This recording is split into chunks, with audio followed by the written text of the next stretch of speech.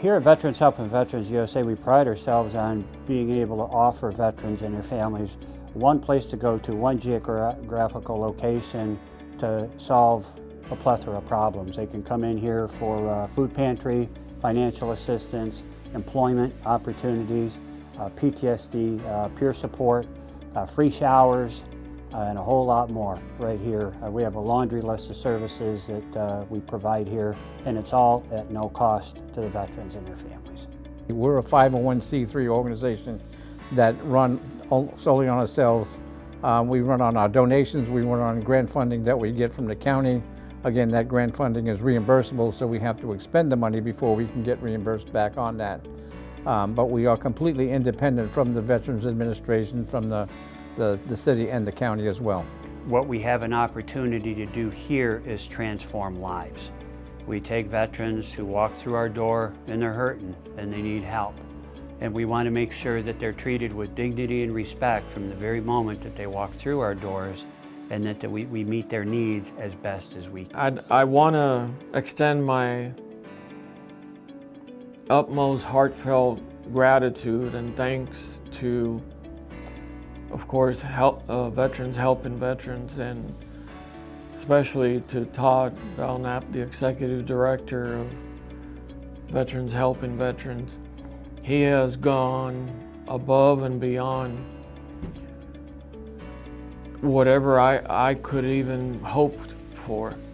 I really have to thank him from the bottom of my heart. I have to thank everybody here involved in this project, in this organization.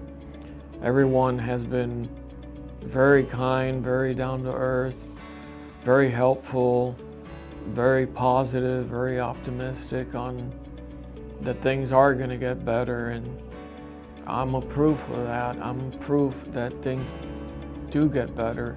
Things did get better.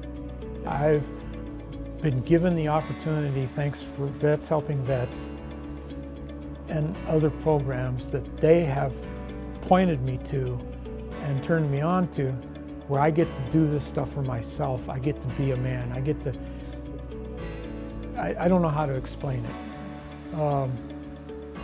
I'm a prideful and arrogant person. If there's anything in my world that I'm guilty of, it's pride and arrogance. And I had to swallow some of my pride. I had to swallow some of my arrogance. But it's coming back. But it's coming back differently. Now I want to be a part of it. I want to help others.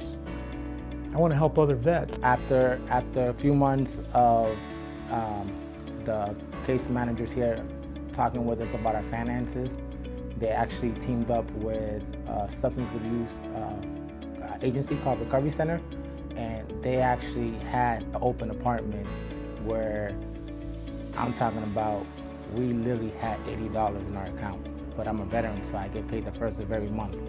They gave us keys to an apartment, which is $80. And Vets Helping Veterans, they stepped in because when we got the keys to the place, the last tenants still had their bill, so they still had electricity and water. We moved in thinking that was already gonna be taken care of, and we lost water and lights. The very next day, they stepped in, covered the check, got our water on, our electricity on, and from there on, man, it's just been like this open sun for us, since then. Yeah, we talk about being the best kept secret in Marion County because we have veterans that walk through the door every day who have lived here for decades, and they say, we didn't know you were here. And the giveaways, there's military logos on the front of the building, but some people think we're either a recruiting station or we're some type of military complex, but not something that would offer services to the public. So I tell people we're in the old bowling alley, for the old timers that are here. We need to do better in marketing and advertising so that we are no longer the best kept secret, because if veterans don't know that we're here, they can't receive the services that we offer.